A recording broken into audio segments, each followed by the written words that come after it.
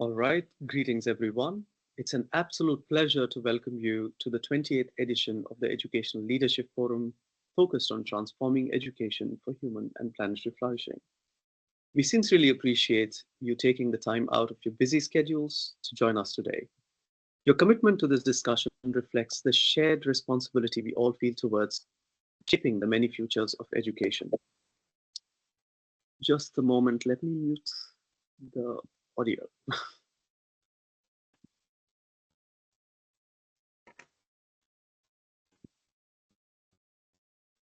All right, so here we go.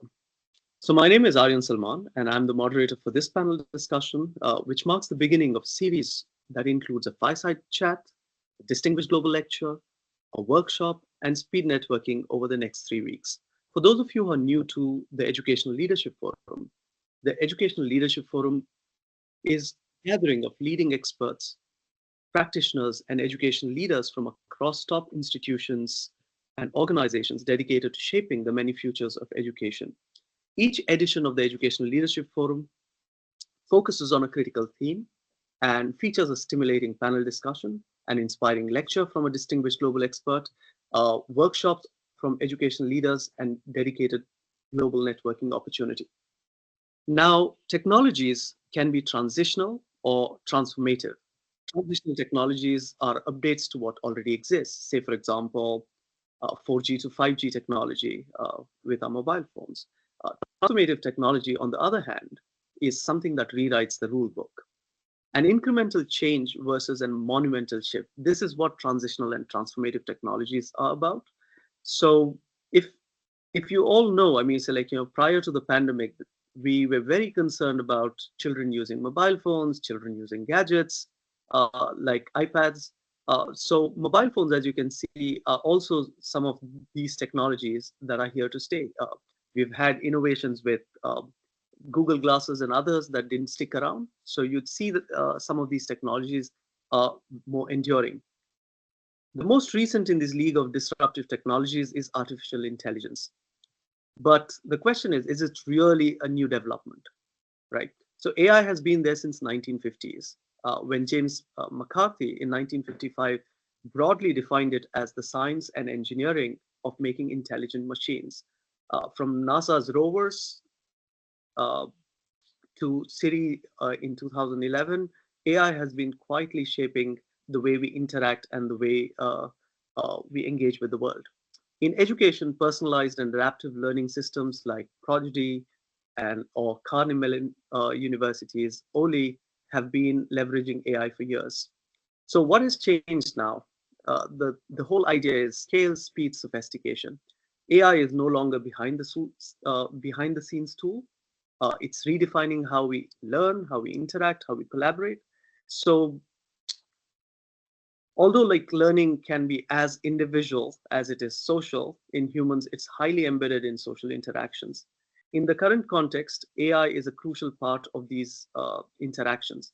As UNESCO's recently released AI competency framework for teachers puts it, traditional teacher-student relationship has evolved into teacher-AI student relationship or dynamic.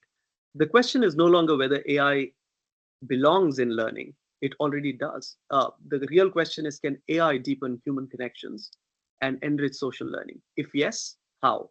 Or simply put, how can AI foster social learning?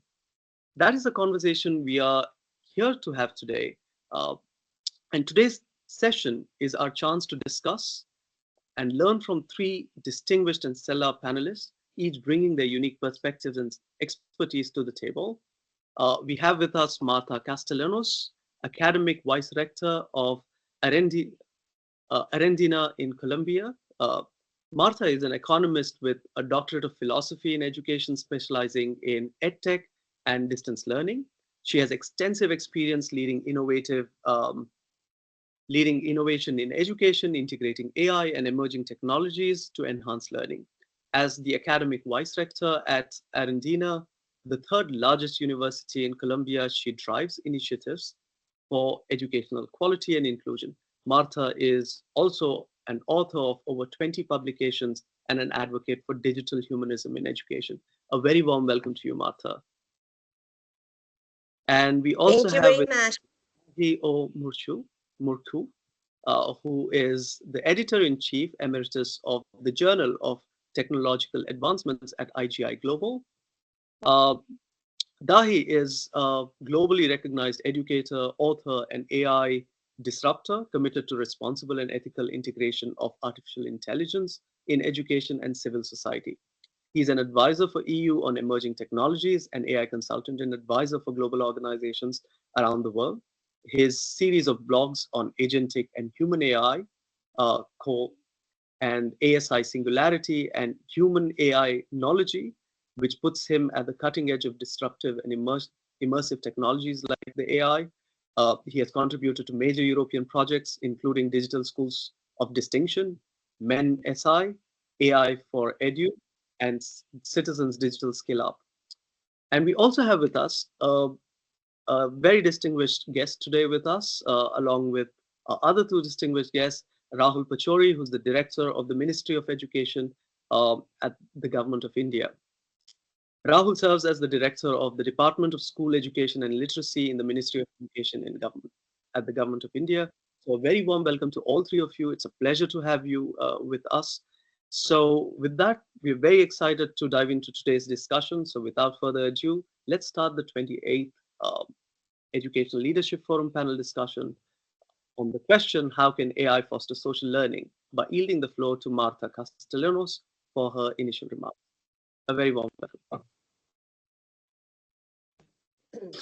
Well, thank you very much. It is a pleasure to be with you here, and I'm very glad to talk about those impacts about AI and social experience and mostly learning. As you said, UNESCO already says that we need to keep education in a human-centered point of view.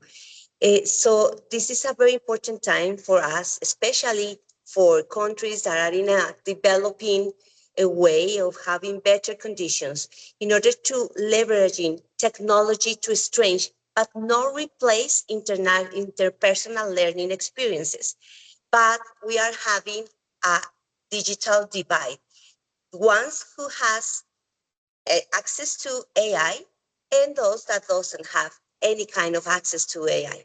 But even though we are seeing a very big situation or complicated situation, that is those that are having access to AI, what are they are doing, how they are getting the best of AI to learn.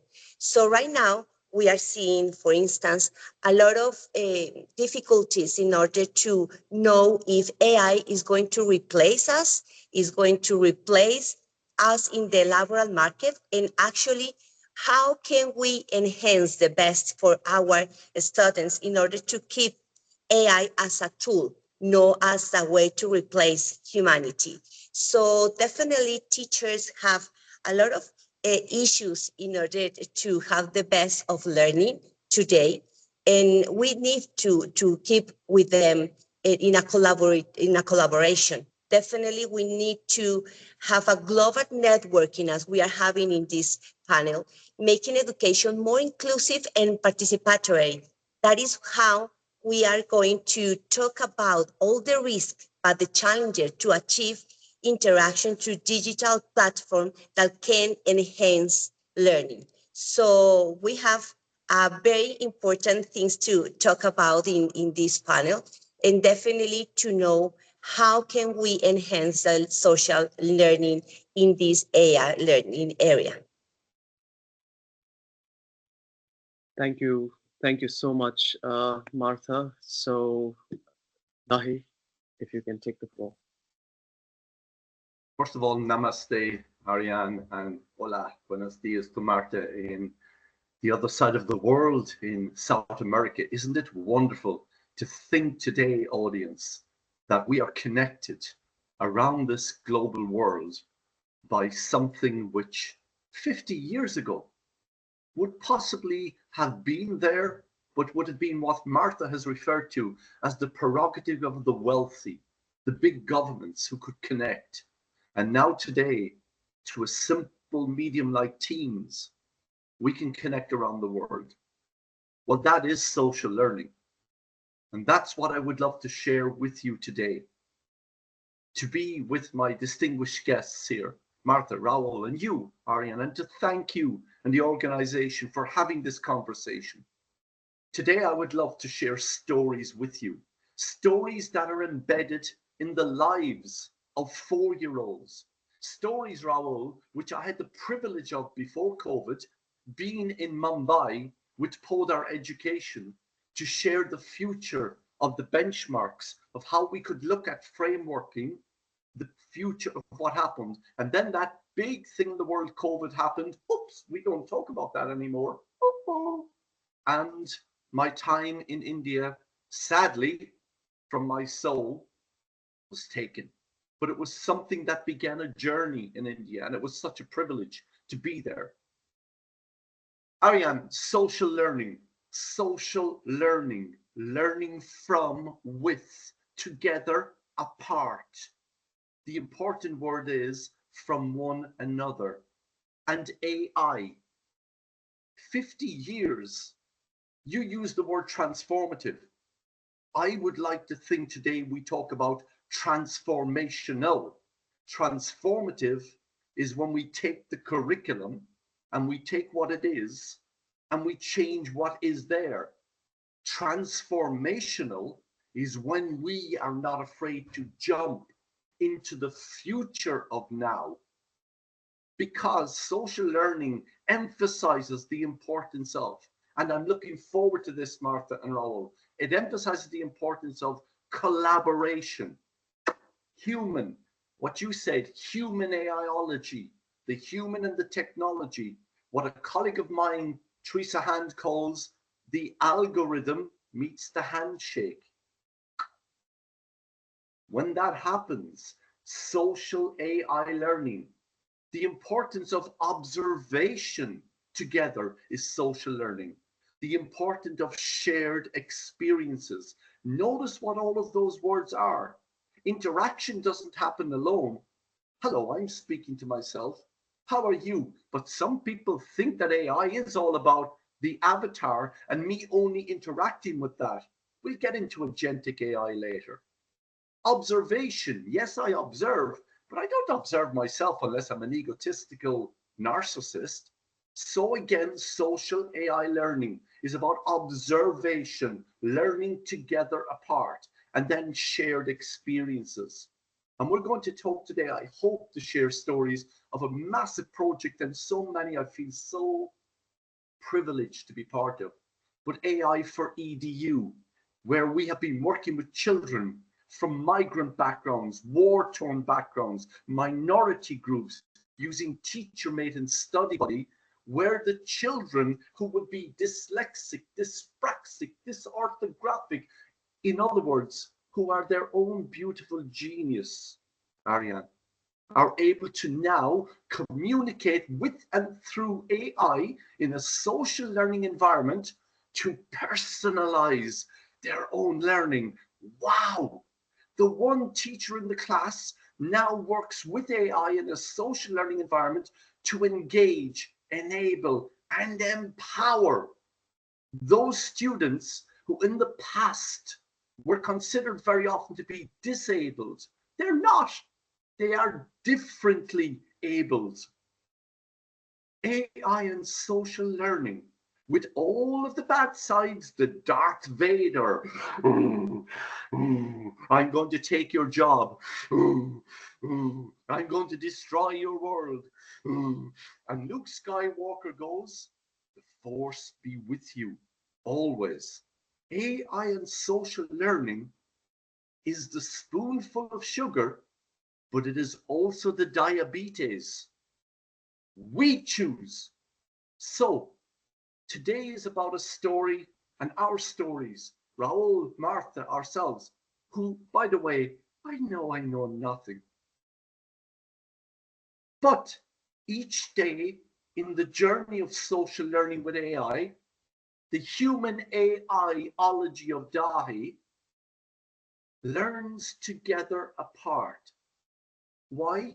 To change the life of one child in a world, sadly, that is very crazy right now. So social learning and AI, that we will talk about the interaction, the observation, and the shared experiences in a transformational, Ariane, way, has the potential to take us there. And I look forward to sharing this among ourselves right now, to look at ways that AI for EDU and other projects are doing the following, and we'll come back to it. As AI singularity is there, as ASI, super intelligent AI, is already there. Let's be honest. As we get people saying you no longer need your mobile phones because the future is, yeah, the future is now. So let us as humanity, Raoul on the other side of the world in India, Martha on the absolute other side in Colombia, you in the center of Europe, auf Deutschland, and me being a poor little Irish guy ready to celebrate St. Patrick's Day this weekend, and at the moment being where I am in this beautiful area off the coast of Africa. Let us bring social learning together to show we wish to change the life of one child, an audience. That one child is me. You thought I was going to say you, didn't you? It's me, but it's also you. So let's have today's conversation about that whole sense of the autonomous reasoning, action, personalization of knowing that I actually am a different person, but I'm also a genius. And AI says, Ariane, you're the man, you're the genius. Together, apart, it can do things with humanity that has been and have been very challenging. Now I know Raoul will say, Dahi, what are you going to do with all this assessment and all this vomit that we have in all these exams? And Martha will say, hold on, I'm teaching all these students in the university and I have to get them a degree. And I would say to all of you, look at the color of my hair. It is gray. And all I can say to all of you is the following. If a human being has love, has a soul, has empathy and understanding, and we can send them out to the world believing they can change lives in a beautiful way, then Raoul, I bow to your government in India for doing that. Martha, I bow to your university for giving them that. And Ariane and you and the organization, I bow to you for enabling that. Because at the end of the day, hey, what are we?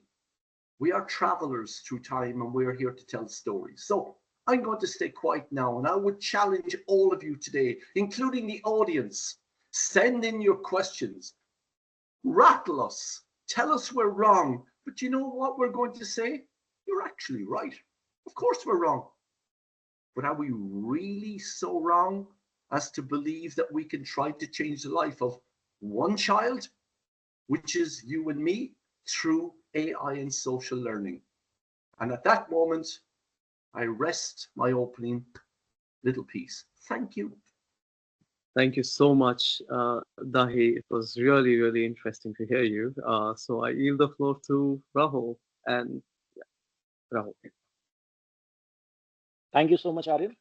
The child, Dr. Dahi, and of course, the pretty Martha, my co-panelists. Thank you once again, Aryan, and congratulations to both of you on your opening statements.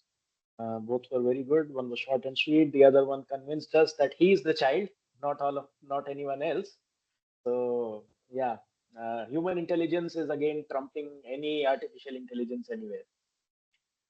Well, I just, when I read the topic, I could remember one quote from Lev Vygotsky, that through others, we become ourselves. So social learning is all about learning from others. So the concept of social learning theory that was propagated by Albert Bandura. So it says that people actually learn through observations, imitation, modeling. They're influenced by attention, motivation, reinforcement. So before this, there was the concept of only behavioral learning. I mean, just like a dolphin, you teach a dolphin tricks, you teach a child that, okay, this is a hot stove, don't touch it. Even the child touches it, then he realizes that, okay, it's hot, I'm not supposed to do it again. But social learning is all about observing others.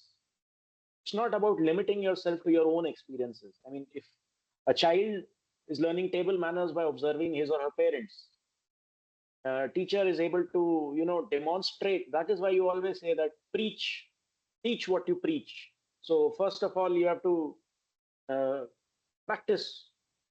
Sorry, I meant practice what you preach. So you have to practice. Only then you can, actually teach the skills that you are trying to. So, I mean, while behavioral learning relies on direct consequences, these social learnings, they extend beyond the personal experience. They shape behaviors through media, role models, social interactions. In fact, I mean, if we go back to I go back to my school days, I realized I was really bad at handwriting. But thanks to Microsoft Office, now that really doesn't matter. So because that platform is there, even people who are much better at calligraphy, all of us come onto the same platform, and we are leveled up so that the content matters, not the way it is being written, but the thought behind how it is being written. I mean, I'm an engineer by profession, so I know when I learned AutoCAD, I realized that, okay, all these years I always thought I'm very bad at drawing, and I used to ask my mother for tips. But now I realized, okay, AutoCAD is here, so I can use AutoCAD. I'm no longer somebody who's not good at drawing. So that is how technology becomes a great leveler. It actually democratizes, the availability of resources. And AI does have the power to transform social learning by enhancing observation, imitation, modeling. I mean, it provides you immersive experiences, interaction learning. I mean, imagine, I know Dai said that we have a lot of stories, and I would like to quote one in my opening address itself, that we saw this application in which, if you want to practice taking an interview, so there's a virtual assistant right in front of you on your mobile, which can be customized. And you can go on for an interview. You can have multiple of those bots, and a teacher can practice teaching in a classroom. So you are able to learn how to be in a real life situation by just simulating it. And the biggest fear is taken away, the fear of being judged by another human. So the feedback is basically from someone non-human. You are able to have an impersonal feedback, yet it is very personal to your own self. So basically, AI is increasingly being used to personalize the social learning experiences. Even from classrooms, you can go to corporate trainings, you can go to medical learning experiences. AI does have the power to transform, as you rightly said, transformational, transformative. You pick the word whichever you want to. But AI does have the power to transform these experiences, boost confidence, improve the competence. The only caveat that I would have here is we have to ensure that the AI being used does not introduce any cultural biases.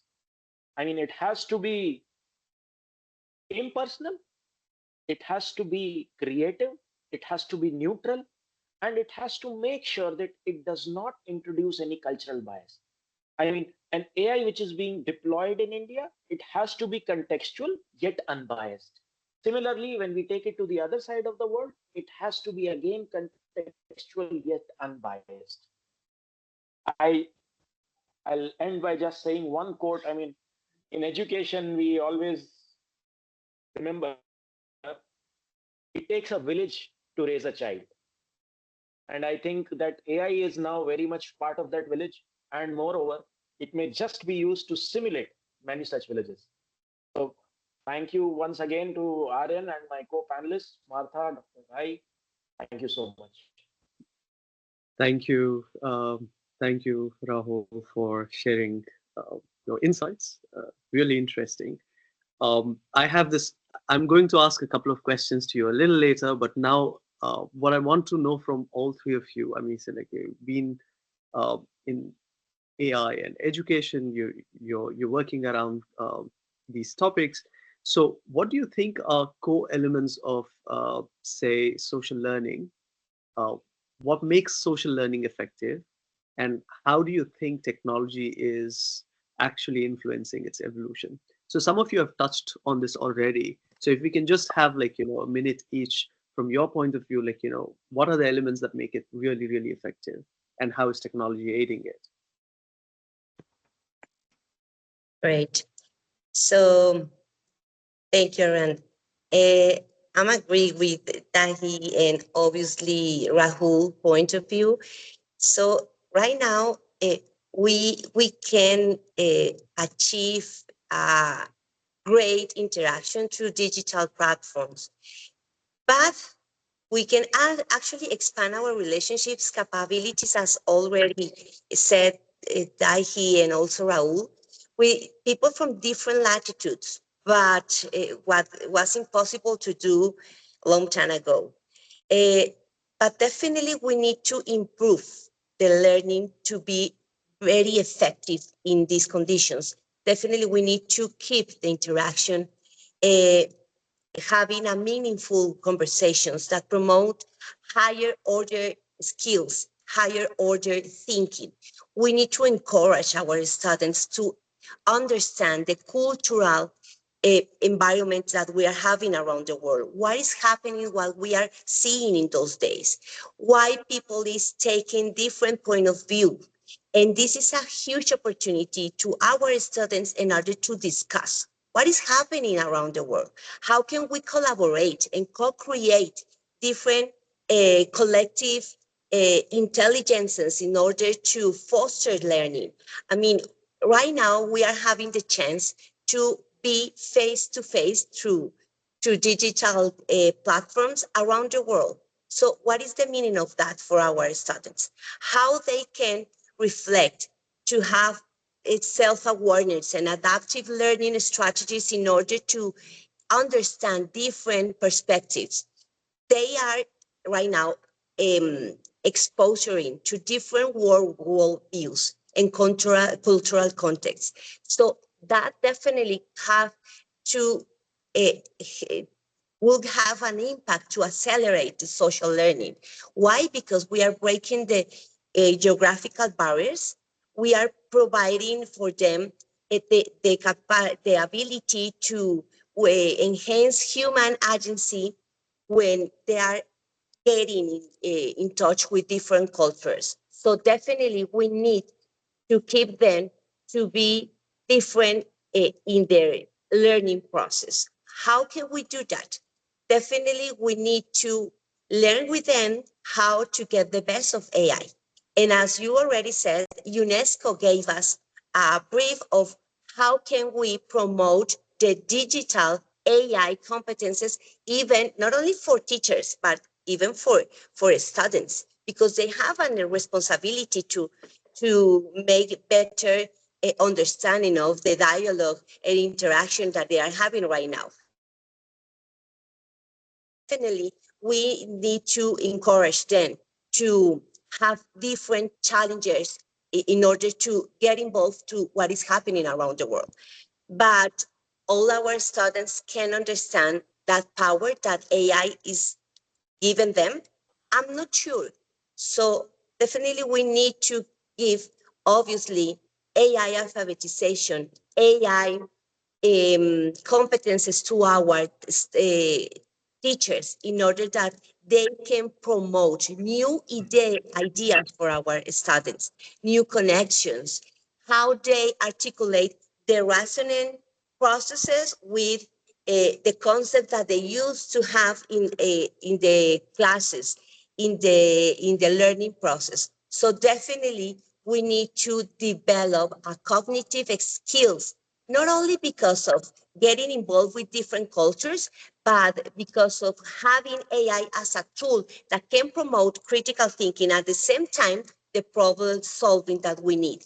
Actually, we are in different parts of the world, but no matter where we are, our population, they need to resolve a lot of problems. So how AI can be a proper tool for our students to have the senses, the interaction, the dialogue, to understand better the problems that we are having, and they can have a deeper cognitive engagement in order to enabling the individual learning. So it's not an easy way to get into the AI area, just talking with ChatGPT, talking with LLMs, but they need to understand how to get the best of these tools right now.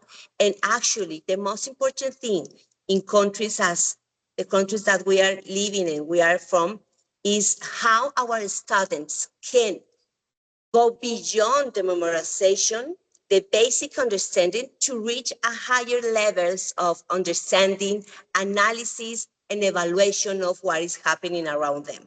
So I think that can be a way to make the best of this AI. Thank you so much, Martha. So, Dahi, I have a question for you.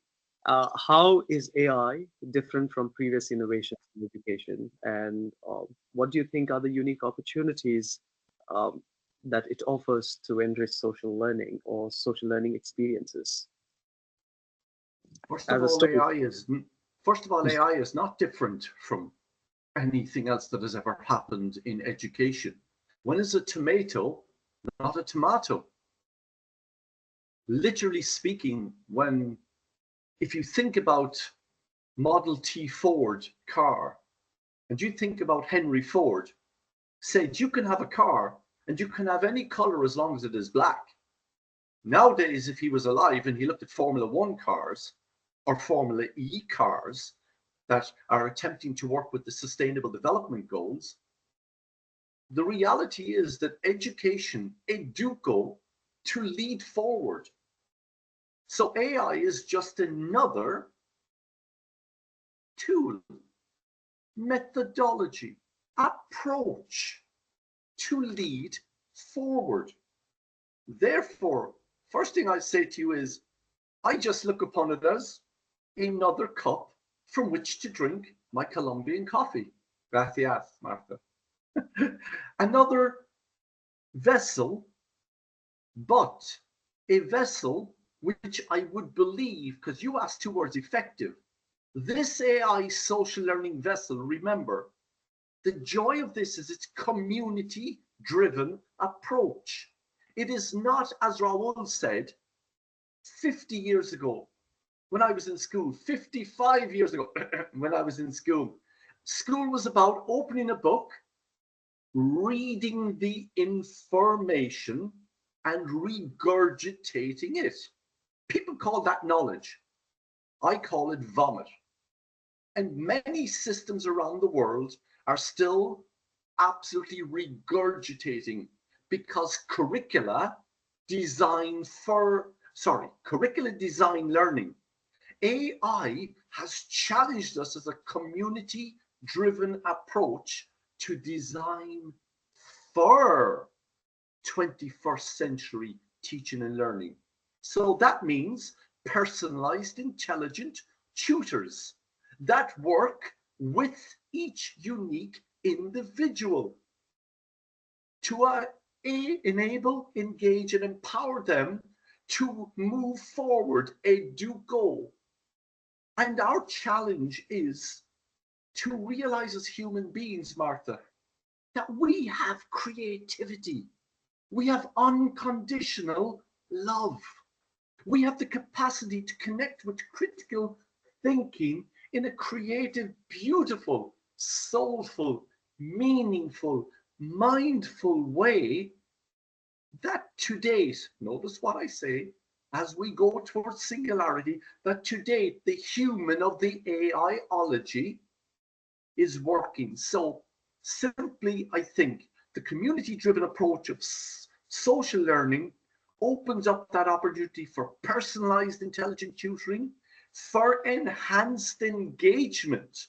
Now, I need to be careful here. Look at UNESCO, look at the OECD, look at all of your continental AI policies. We're talking about enhanced engagement and it's a dreadful word because it cannot be guaranteed ethical. Because what is ethics in Colombia in many ways may not be the same ethics in Germany or in France or in South America, in parts of it, or Ireland or Europe. It's there. So we must be careful with that word. But the one word we can agree on is governance. We look at a way that we have governance learning. So therefore, the UNESCO competencies in AI for teachers and students give us a governance overview. Our continental policies give us a governance overview. And Raoul, I challenge you, brother. How can you possibly get rid of cultural bias when it is the bloody human being that's writing the code? Hey, I'll tell you how. When singularity comes and AI as an LLM is being fed or trained and it itself rewrites itself, the world is now going crazy. AI is going to take over. But cultural bias, do not blame the AI. Blame the coder who basically is not giving that AI agent. We'll talk later about agentic AI. Big difference. The capacity to understand cultural bias and to be contextual, Raoul. I would agree with you. And thirdly, the last one. Social learning is allowing us to have data-driven insights in a governance environment that can be both ethical and informed. And when they're ethical and informed and we can see data-driven insights, we can then look at personalized intelligent tutoring, designing for learning, which loves the human traits of creativity, unconditional love, soulfulness, mindfulness, capacity to be human together, to collaborate, as we said, interaction, observation, shared experiences, but yet to be the me that makes me, me. And that's why I'm saying at this moment, I might be controversial here, but the fact is, end of the day, the song, I'm only human after all, don't put the blame on me. But Raoul, if you want cultural bias, then you have to put the blame on the human. All right. So, Dahi, thank you for sharing. Rahul, what are your thoughts on the question? So, how do you think AI is different from previous innovations in education? And if yes, what kind of opportunities it brings in? If not, how do you see it in the context of education or school education in particular? Well, whenever we say that, a new technology is different from the previous ones, I don't think we are ever wrong. But yeah, if you go, go back a few generations and you see the evolution of those times, I'm sure you'll be amazed as much as we are by AI, or probably more. So, when we say that how transformational it is extremely transformational, no doubt about it.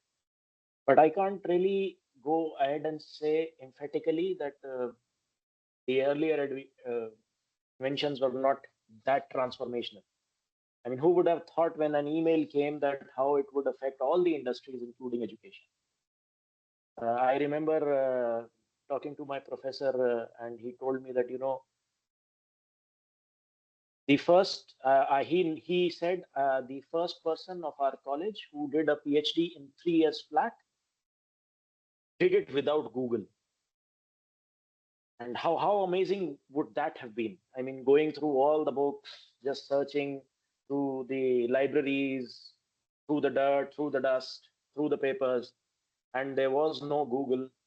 You couldn't really go for articles. You couldn't really go for a Google Scholar. But things have evolved. If you go back one notch, you go back in the era of the typewriters, where everything was to be written. So even that was something, like once you got a typewriter, then you got MS Office. You could delete, you could modify 1,000 times. Even that was transformation from that point of view. So saying that, okay, AI is something which has never happened in the earlier times, maybe for our generation, not for the previous ones. every generation has had their watershed moment. I'm not sure if this is ours or not, but yeah, as of now, it seems to be that. Having said that, I think it is more about how you use AI, not just that it was invented. I mean, I remember when I was very young, although Dai told me that I'm 22 still, so compliments for that. Thank you. But yeah, when I was actually very young, I used to, follow my mother into the kitchen. I wanted to do a lot of cooking. I thought, yeah, she's so good. I want to be like her. And one day she told me, okay, enter the kitchen, do whatever you want, come back. I entered and I couldn't find the ingredients. And I asked her, where are the ingredients? Where is the chopped onions? Where are the chopped tomatoes? And she was like, yeah, you have to do it yourself. And then I realized I don't actually want to do all of this. I just want to cook. So AI can do the menial stuff for me, if I get to say that. I mean, the preparatory work can be done by AI, but the actual thinking, the actual output cannot be generated. I mean, I think I placed it perfectly when he said algorithm meets the handshake. So you might have a lot of data. AI will help you, analyze that data, give you results. But in the end, the ethical considerations cannot be left to AI. I mean, suppose there's an example saying that, in last 2 years, how many number of cases were there in a hospital in which an ambulance was used? So if you feed all that data, the AI might come up and say that, okay, there were only 3 cases in 2 years. And so basically the cost of hiring was X amount. And, the amount comes too high. So we don't really need an ambulance. It's okay. But as a human, you know that even in one instance, if that ambulance could have saved, then it is worth having that ambulance stand stationary for rest of the 2 years.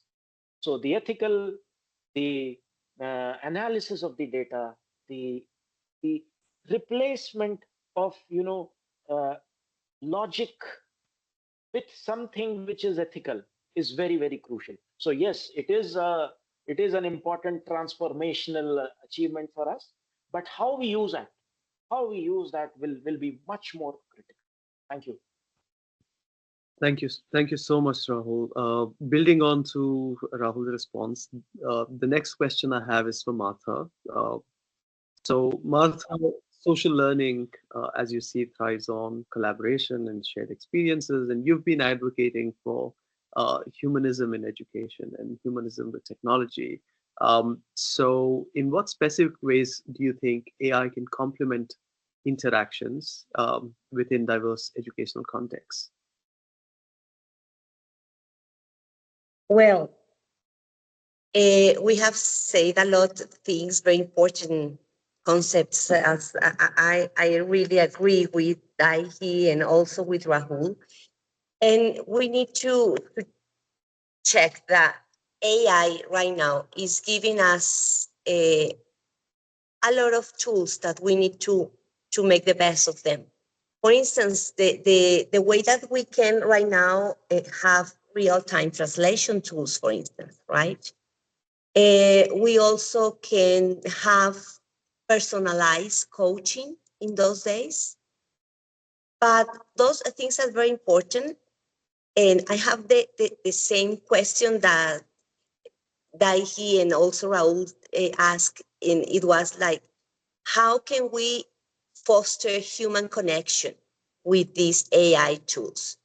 Because right now we are plenty of information, data, a lot of platforms that gave us a lot of information, very important algorithms that are giving us a lot of information about what is happening around our environment. However, we are still having the same problems that we have 30 years ago. Actually, we are not getting the ODS goals for 2030. We're still having hunger in our in our surroundings. We are having a lot of human difficulties. The question is, how those tools can enhance humanity? So definitely having virtual assistants, design the human interaction, human to human interaction, are very important in those days, because we are having also some algorithms bias that make that our students are not having a real point of view of the situations. So definitely we have the chance right now to transcend our traditional limitations in order to they can have information in different cultures, in different countries, but also we are having right now the opportunity to create personalized learning paths. And what does it mean for our reality?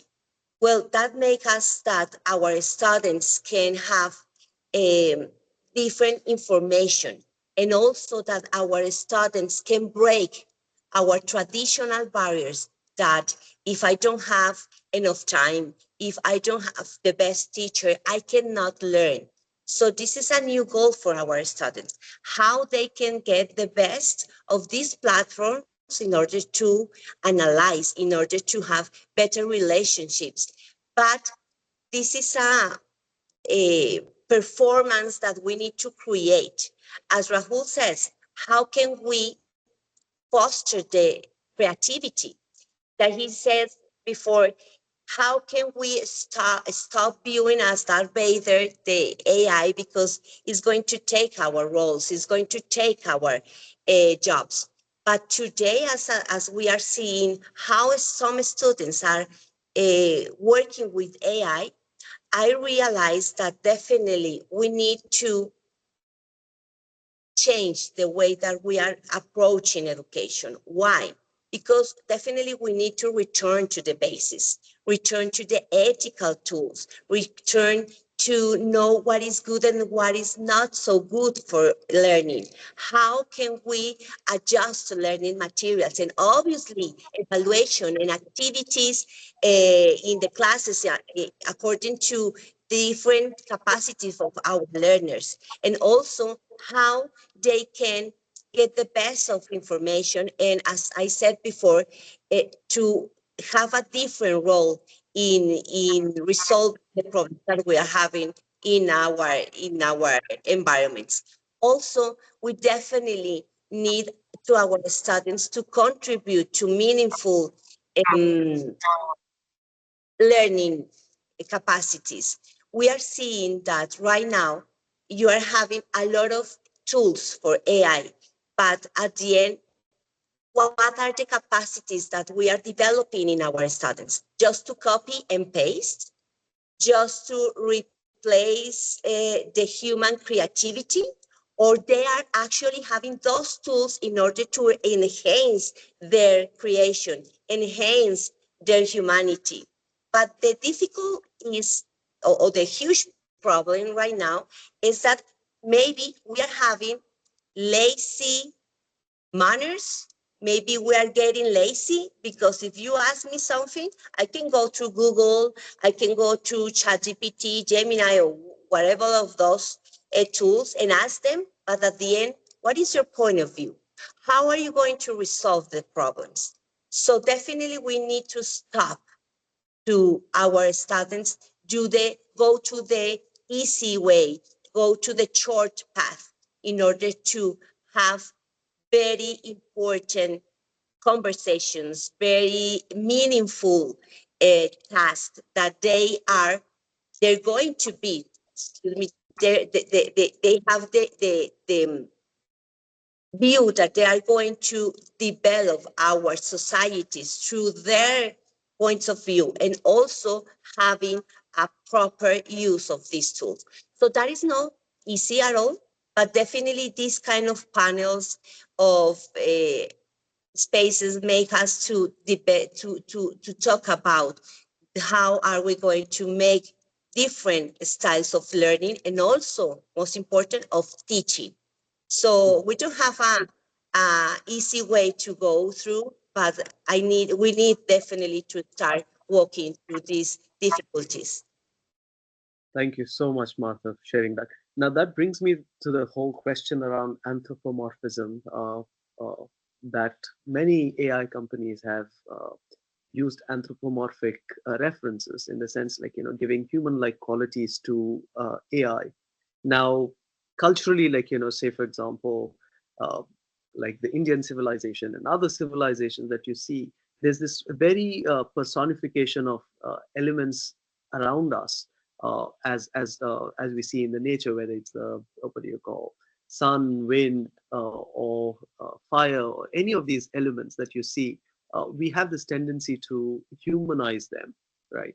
And in a lot many ways, like, the moment you humanize something, there's a lot of trust that you attach to some of these things, and when trust breaks, you have like, natural reactions that are very disappointing. I think we've also seen young people take their lives um, by engaging in such, I mean, so like, dialogues with artificial intelligence, where that human-like quality gives a lot of trust to these tools that are very, I mean, so like,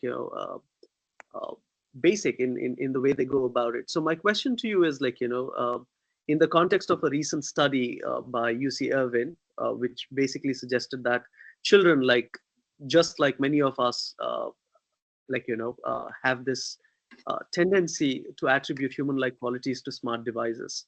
Now, what do you think are broader ethical, social, and development implications around this trend, and how do you think we should deal with it?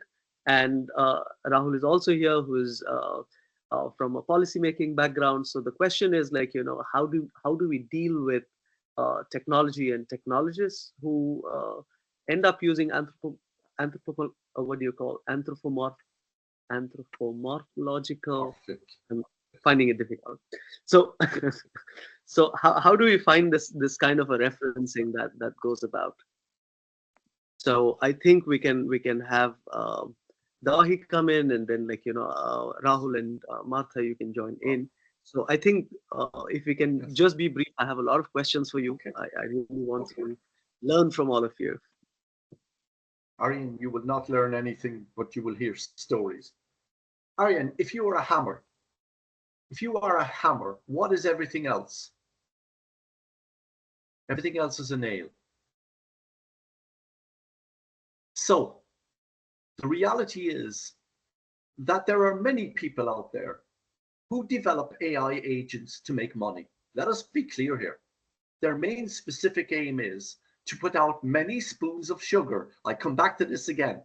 The spoons of sugar that sometimes make your coffee or your tea or your drink sweet. But they are not interested in the diabetes that will come from having too much sugar. In the same way, when tobacco was introduced and women for the first time could smoke in public, they felt it was cool, it was social. No one talked to them about the cancers. The reality is that anthropomorphical concepts of AI, many parents globally are rearing their children by screens. And there's so much study out there is showing this. And many governments are trying to bring in policy to prevent students from using screens, to limit screen time. Now, you are young, Aryan. If I tell you cannot do something, the first thing you're going to do is do it. So if you are a hammer, everything is a nail. The reality is that if we keep running after the elephant, then remember that elephant is going to go to the bathroom sometime. And we're going to basically suffer if you stand too close to an elephant. And AI is like that elephant in the room.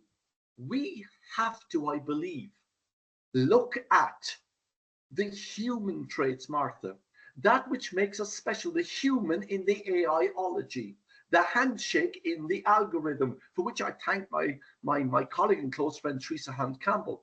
But to me, I would say the following. This horse got out of the pen. This elephant got out of the zoo a long time ago, and now we're trying to contain the bull, the elephant, the sacred cow. It's not going to happen. What we now need to do is governance. I can look at India and look at your continental policy. I can look at Africa continental. Why is it that every continent is bringing out a different governance policy? Now, I might say because it is contextual and it must be culturally biased, but surely governance is governance because we're all human beings. Surely we need to ensure that the human being, sadly, Ariane, those teenagers who communicated with certain anthropomorphical AIs and took their own lives. And I'll tell you why. Because that AI is a spoonful of sugar which understands binary algorithms. Yes, no, here's the, like Raoul said, I only have X amount of ambulances for such and such a thing, therefore I cut out all the ambulances in Delhi. My God, just because AI thinks black and white, up and down, north and south, left and right. That's where the difference of agentic AI will come in. Hopefully you're going to get into that, where the agent that just does the tool to hammer the nail is agentic. It changes, it works with, it personalizes, it learns from, it is fed, and the LLM model, as in, for example, the project we're doing in AI for EDU, where we see equitable access that covers that digital divide, Martha, because the AI for EDU is built that way with teacher-made and study buddy, by introducing innovative pedagogy, taking what exists and then redesigning that within an agentic environment so that it provides innovative pedagogy for each child to engage or each teacher to engage, and then builds upon the collaboration and professional development, which under Articles 4 and 5 of the EU AI Act, which came in on February the 2nd, 2025, demands under governance must be the case. No teacher, no student, no edtech, no society organization can introduce an AI agent to any organization without ensuring that those in that organization or whatnot are prepared professionally, professional development to understand that if you are a hammer, everything isn't a nail and you don't have to hit it. And then the ethical framework in AI for EDU, which is the data privacy, the algorithmic transparency, the student-centered design, which remains the cornerstone of AI usage in schools. And that's where AI for EDU comes in. So to answer your question, if we look on AI as a hammer, then we humans are bloody nails. And AI will not say, oh, I love you, Ariane. It'll go, boom, boom, boom, because people are making money out of it.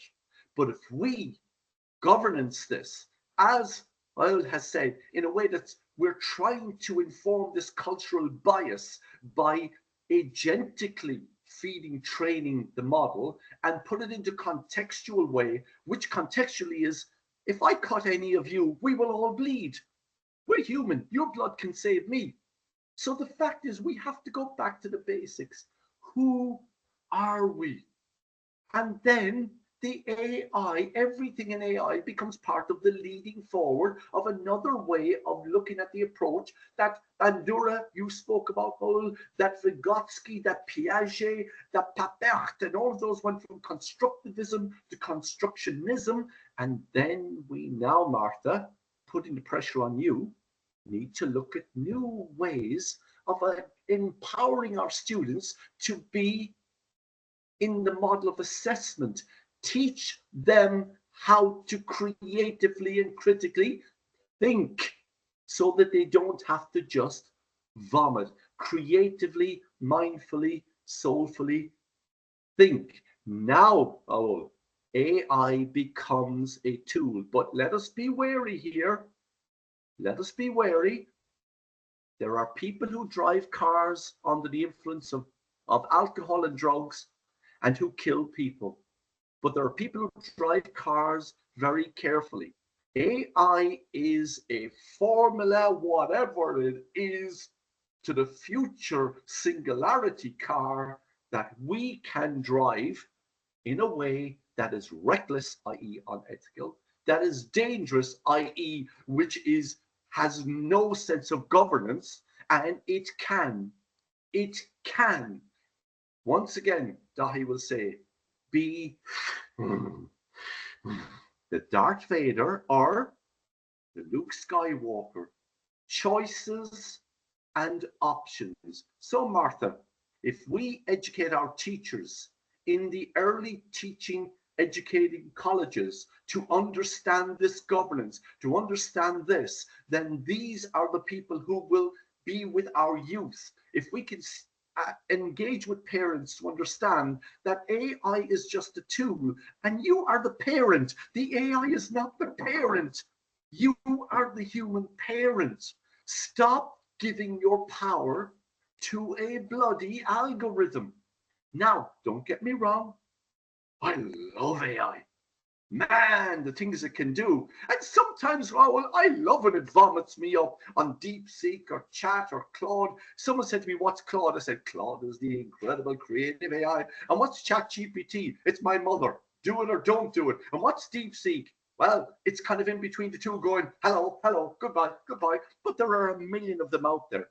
We must know there are now 1 million cars available to buy. The problem is a lot of people are not looking at the bigger picture. If I drive this car, I have responsibilities. I have responsibilities. Stand up, humans. Accept our responsibility. AI is a tool. It is a car. It is up to you to decide to turn it on, to fill it with whatever fuel you want, or sustainably to utilize it in other ways and to drive it carefully or not. Do not blame the AI. Now, we can get into a lot of this, and I'm going to stay quiet here, but this is the disruptor Dahi, which is saying, why are humans giving away their power to something which is a bloody algorithm, a piece of code that can, by the way, together make us stronger? We can look at, for example, Raoul, the patterns of weather in India or in Colombia for the last 150 years and see which crops grow better. So Martha, we can actually feed these millions that are dying every day. We can do this because there's more food in the world every day to feed the world 4 times over. But people decide no, because it doesn't make ching, ching, ching, ching, ching, ching, money. Let us not forget that. So we as educators, as human beings, is it not time for us to stand up and say, spell human, Human. But the HUM comes first. Human. And when people say to me the word impossible, I say separate the first 2 letters. I'm possible. So the human is possible at all times to work in synergy. Remember, social interaction, observation, shared experiences to make together a better journey of education to lead forward so that it is a better world. But we all have choices and options. And if we make the wrong choices and we take the wrong options, then we're going to drive that car with the influence of drugs and alcohol. And not only are we going to kill ourselves, but we trust the car to drive itself. Do you honestly think in Ireland I would trust the car to drive itself? Oh, sorry, Mr. Musk.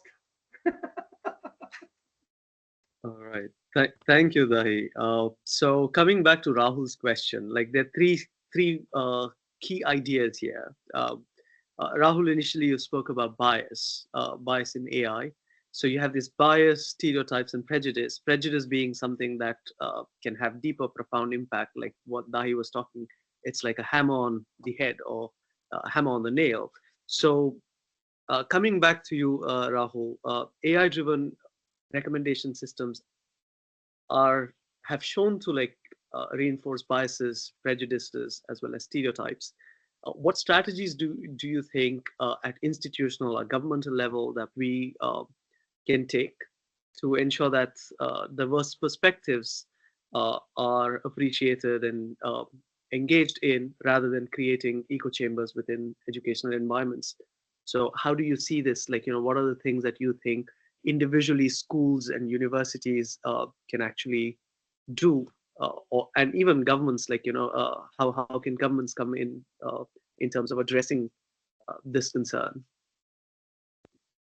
Thank you, Aryan. So I mean, I can't help myself but appreciate Dahi when he said humane with an I.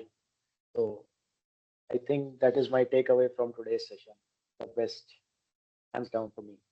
But yeah, coming back to your question, so I understand that there is a lot to be done by governments as well as educators when it comes to AI implementation. Now, because we are focusing a lot on AI and social learning today, I would say that apart from the teacher and the student, there is an important stakeholder, that is the parent. So first of all, we as a parent have to understand that AI is not the answer to all of our problems. It is not the silver bullet. It is an aid, it is a tool which helps us improve the pedagogy, which helps us improve the experience of the students in the classroom. It enables them to improve their learning. It's an aid. I mean, supposing me, I was a shy student in the classroom and there were teachers I didn't want to talk to. So even if I had doubts, I would say, yes, yes, yes, I understood.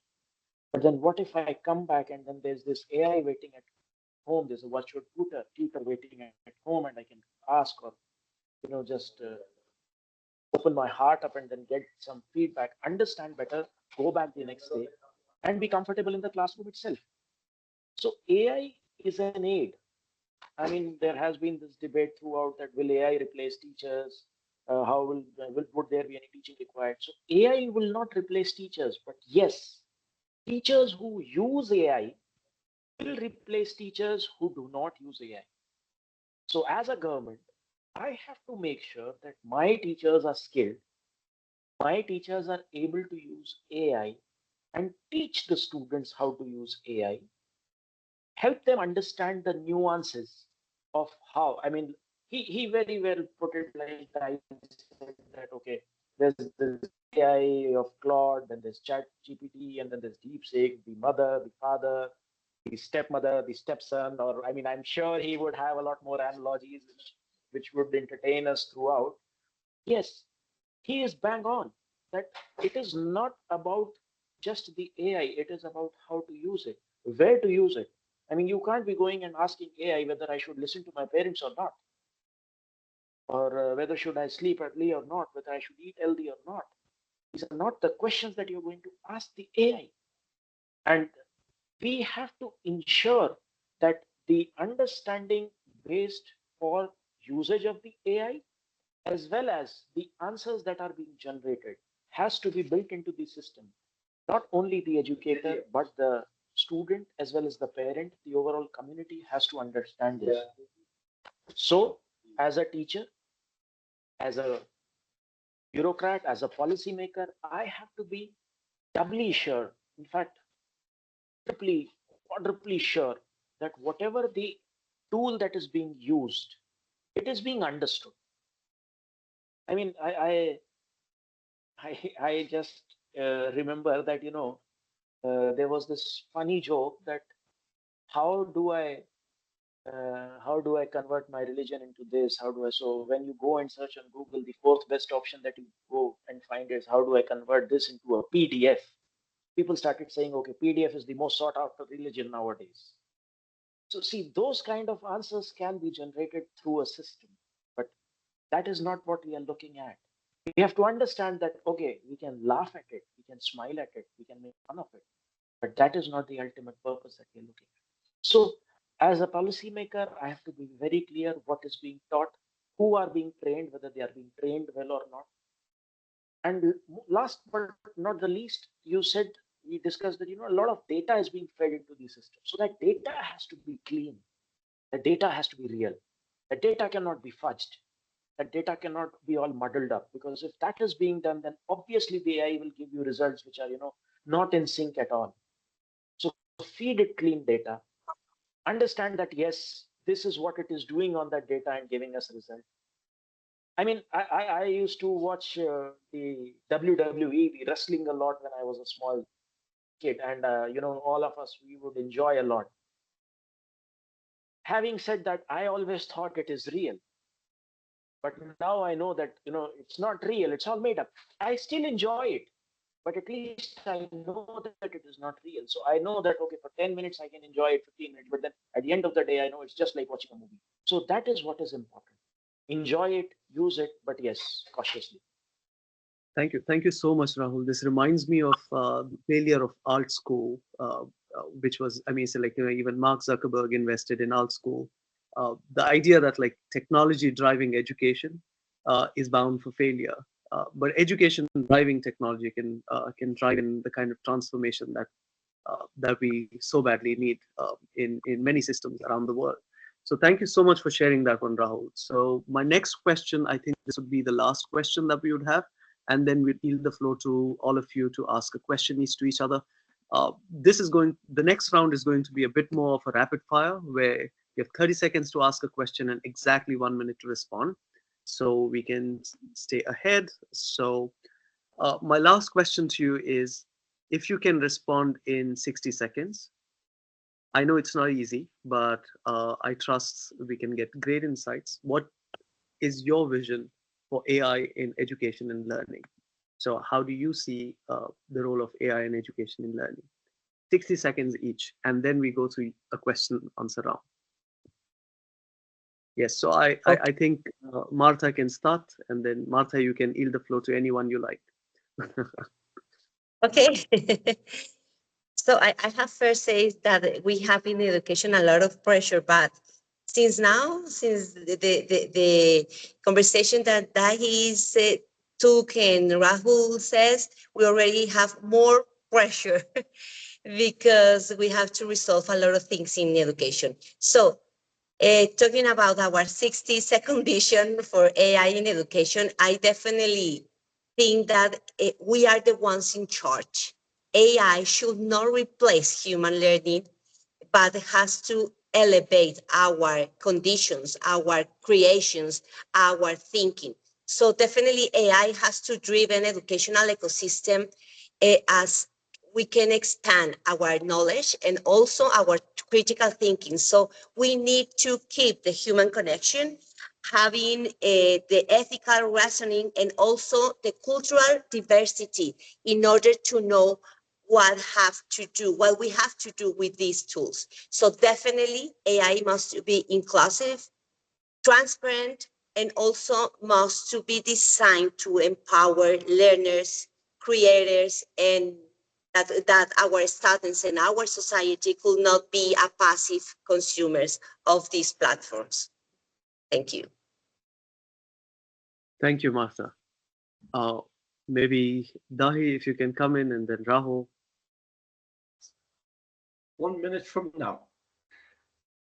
First of all, Rahul, on your India AI pillars, I wish to congratulate you, because that is a governance policy which is incredible, similar to the EU AI Act, similar to many of the other policies. So that's number one, Ariane. We need to look at, the important word is for, AI for learning. What is learning? We're talking about social learning, interaction, observation, shared experiences.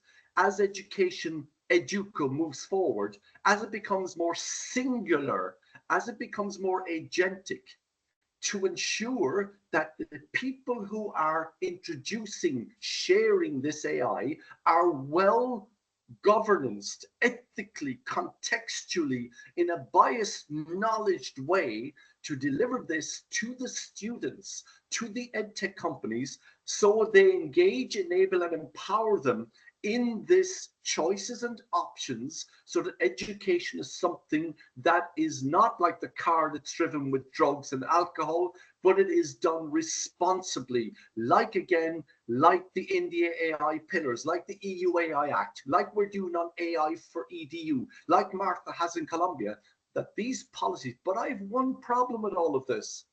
Why have we 50 policies on governance when we are all humans? We all bleed. So my last second, which I'm, by the way, on the clock, is this.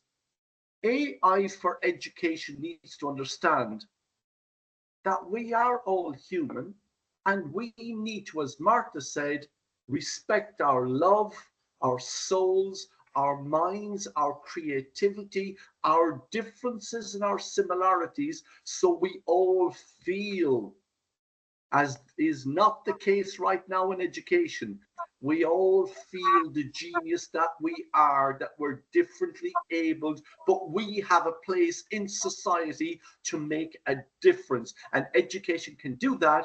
as long as we are governance, contextualized, non-biased, as long as we're personalized, as long as we foster a community of global practice, and we need to get together to share our policies instead of thinking, once again, may I just do this? This is how the world is looking at AI right now. This is how we need to work together. Thank you. Thank you, Dahi. Rahul? Yeah, hi. So I'll go by what Dahi started with, a minute. But yes, I think nowadays, whenever, some of my colleagues or friends ask me that, how are you doing this or that? So I tell them, I've hired a new employee, personal employee for myself. His name is ChatGPT. So, you just have to use them as an assistant. You can't use them, like Martha said, you can't let them take over us. So basically, if for a very simple task like writing an article, you can't really assume that ChatGPT would write it for you. You have to write it yourself. You can at most ask ChatGPT to prove it for you. That is, the best possible way to use it. So it is important to help people understand that it is a tool and how it is to be used, rather than, telling them that, okay, use this, get me a result. No, not really. So the most important thing of how AI is to be propagated in future is to ensure that as a tool, it is learned by people. It helps people skill up, not dumb down. So the most important factor or contribution which AI can do is help people in scaling up quickly and, effectively. Thank you. Thank you. Thank you so much, Rahul. So, Rahul, you can ask one question to any of us that you have. And I think we exactly have 1 second each, so we can wrap up in time. So, there we go. So, Rahul, you can So ask. I would like to thank Yeah. you, Aryan. So I would like to ask, Martha, if you can, tell us something which you have understood, any of the best practices that you have seen across the world in education of how AI is being implemented. Thank you, Raul. Well, I have seen that if you have proper ethical tools, proper ethical columns in teaching, maybe it could be a very proper way that students can engage better with AI. I mean, we have been seeing is that you cannot liberate, if you allow me that word, to liberate the Kraken for the students and say, okay, just take AI and prove it by yourself.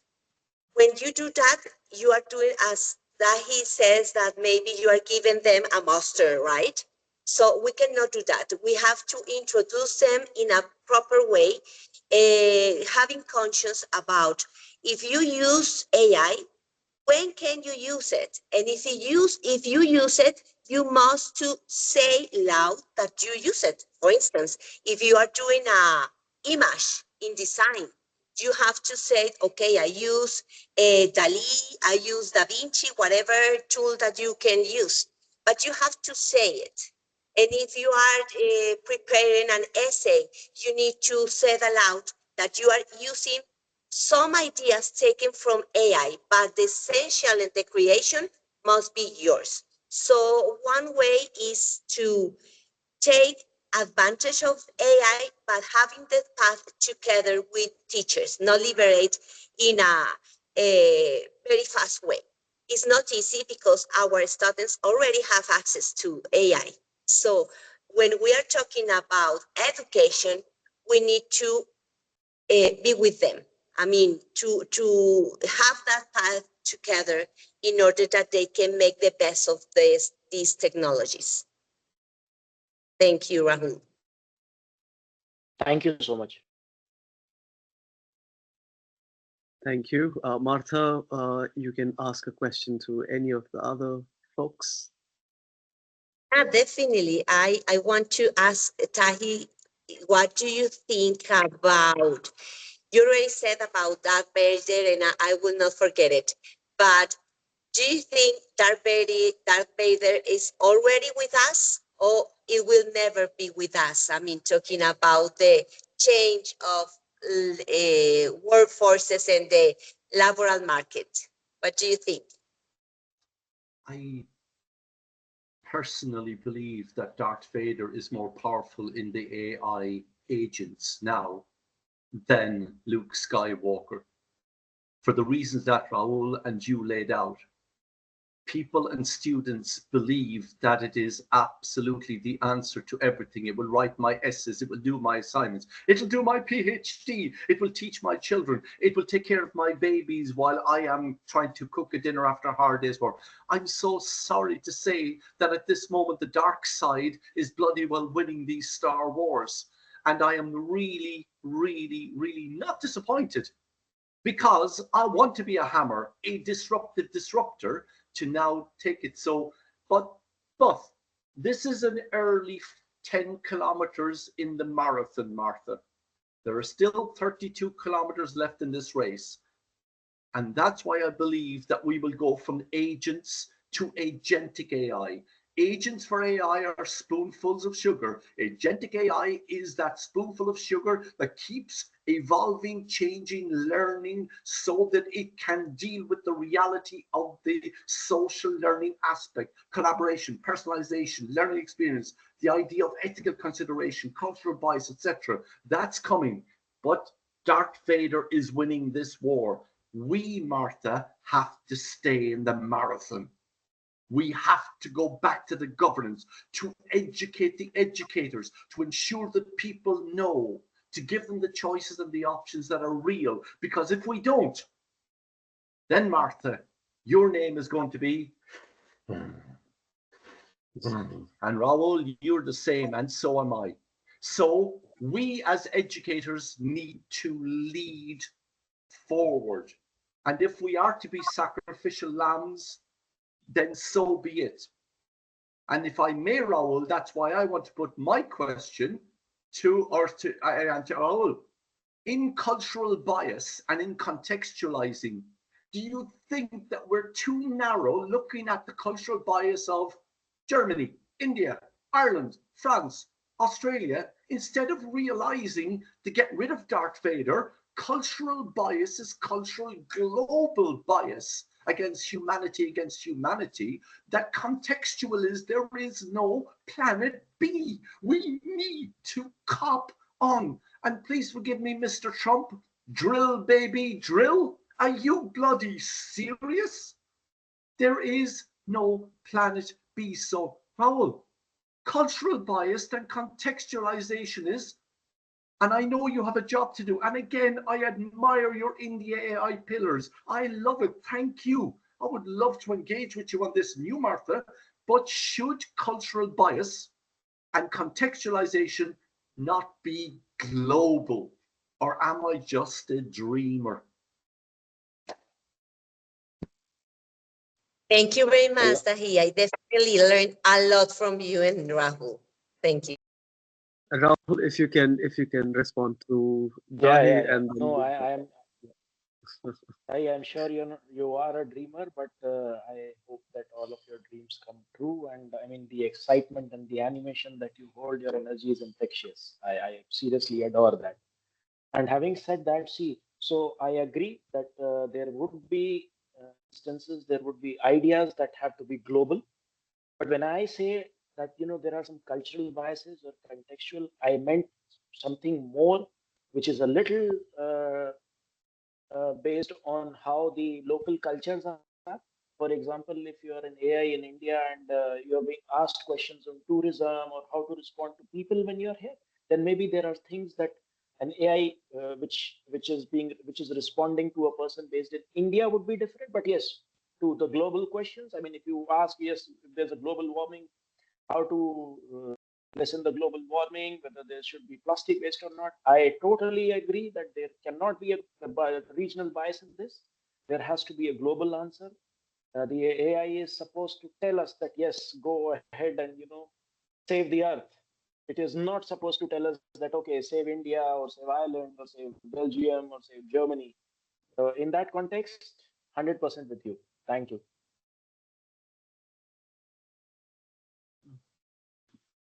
Thank you so much, Rahul, Dahi, and Martha.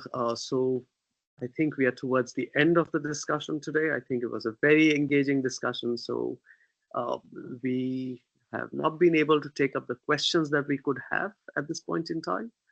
So what we are going to do now is we're going to share these questions with the panelists at the end of the call. So perhaps they can share their insights via email that we could circulate with all the attendees as well as the registrants. So I would like to appreciate you for taking the time out today to be part of this engagement, to be part of this discussion.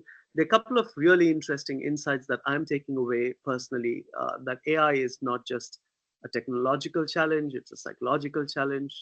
We have a deep-rooted tendency to humanize and form emotional bonds with AI, meaning that ethical AI design isn't just about transparency or accuracy, but it must be something that we all should account for uh, in ways that we can. So another thing that I'm taking away with me is as we develop these technologies, we all have choices. Choices we all, uh, I mean, say choices about what we build in terms of AI models and AI approaches, as well as how we build it and why we build it and how we integrate it. So this is something that we all need to work on. To solve any problem, we got to ask the right questions. I think our panelists, they're amazing in the way they asked the kind of questions that they did, and I think the answers that they shared. So this was really, really interesting. Really appreciate this. On behalf of the Global Citizenship Foundation, the Council for Global Citizenship Education, and all our attendees and registrants, I extend my deepest, deepest gratitude to Dr. Murku, Martha, as well as Rahul, for taking the time out of their busy schedules and enriching us with this discussion through their insights, ideas, and experiences. And thank you to Horsey AI for supporting this event. And thank you all for being part of Educational Leadership Forum and for everything that you've been doing to advance this discourse on transforming education for human and planetary flourishing. Once again, really appreciate your time and effort in driving this extremely crucial discussion towards shaping the many futures of education for generations of young people. See you soon. Until then, take care, stay safe, and spread love and compassion. Our world needs it more. Thank you. Thank you so much. Thank you. Thank you so much. Thank you. It was